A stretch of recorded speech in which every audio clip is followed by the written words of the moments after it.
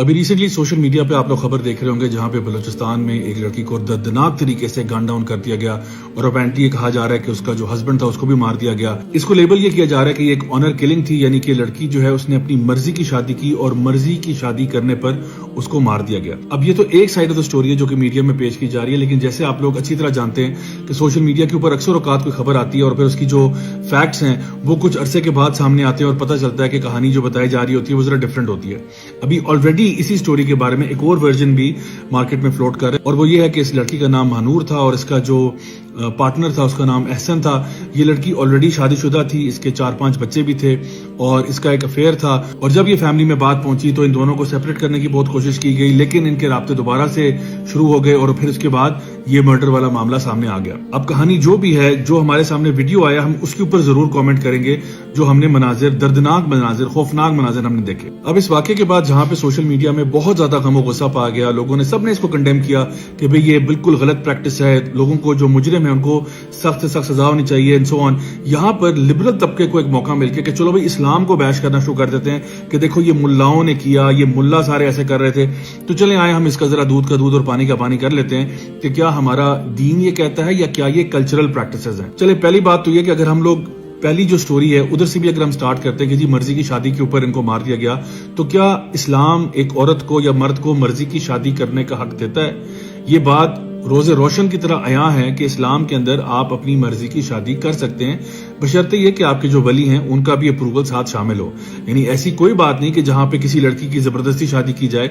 अल्लाह के नबी सल्लल्लाहु अलैहि वसल्लम के पास एक सहाबिया भी आई और उन्होंने ये सवाल रखा कि या रसूलल्लाह, मेरे वालिद ने मेरी शादी जबरदस्ती की कर दी है, तो क्या मुझे इसको अब निभाना चाहिए? तो अल्लाह के नबी सल्लल्लाहु अलैहि वसल्लम ने उनको कहा कि अगर तुम चाहो तो मैं तुम्हारा अभी इसी वक्त तुम्हारा निकाह कैंसिल करवा देता हूं, क्योंकि किसी की शादी भी जबरदस्ती से नहीं की जा सकती। यानी आपकी अपना कंसेंट, आपकी अपनी मर्जी भी उसमें शामिल होनी चाहिए।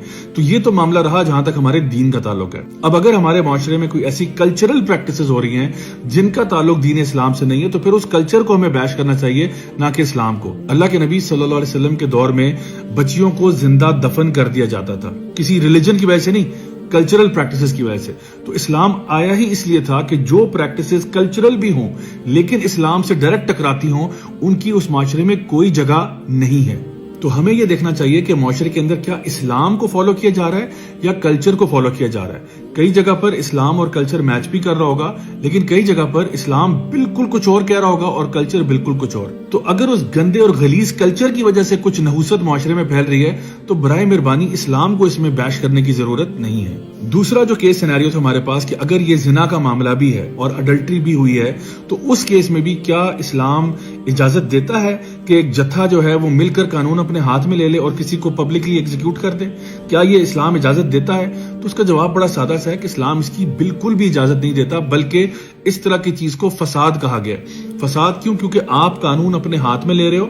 अगर आपको पता चल भी गया, let's say for the sake of argument, अगर ये जिना वाला मामला भी है और आपको पता चल गया कि इस तरह की बात हुई है, तो आपको ये चाहिए कि आप कानून नाफिज करने वाले इदारे जो हैं उनकी तरफ रुजू करें और इसको ड्यू प्रोसेस के साथ जुडिशरी में, अदालत में पेश किया जाए और जो सजा बनती है वो मुजरिमों को सजा दी जाए।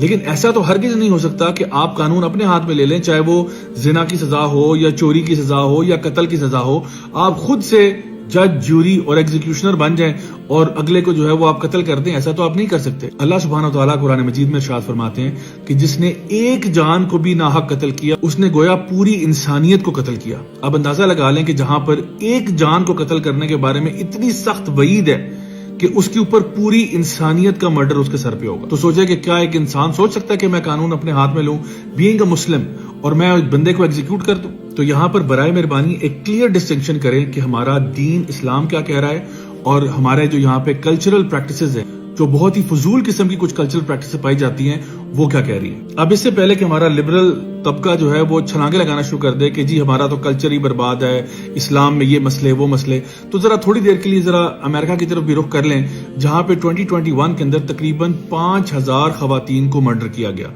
और उन 5000 में से 34% खवातीन जो थी वो किस तरह मरी, किस तरह उनको मर्डर किया गया? Because of crimes of passion, या आप कहते हो कि जी जेलसी में मार दिया, इनफिडेलिटी में मार दिया, ऑनर पे मार दिया। जी हाँ, ये अमेरिका की बात कर रहा हूं। 2021 के ब्यूरो ऑफ जस्टिस की रिपोर्ट है जिसमें उन्होंने मेंशन किया कि 34% खवातीन, यानी कि हर महीने 140 خواتین کا مرڈر کیا جا رہا تھا. ایک سیکنڈ ذرا اس کے اوپر ذرا ہولڈ کریں.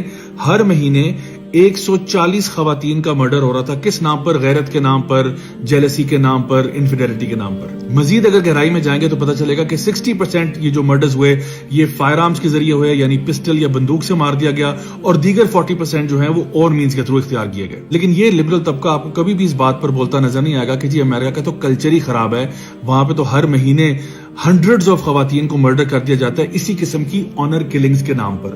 تو برائے مہربانی اسلام کو اسلام ہی رہنے دیں، اور کلچر جہاں پر بھی ہو رہا ہے، جیسا بھی ہو رہا ہے، اچھا ہو اس کو اپریشیٹ کریں، اگر برا کلچر ہے تو اس کو برا ہی کہا جائے.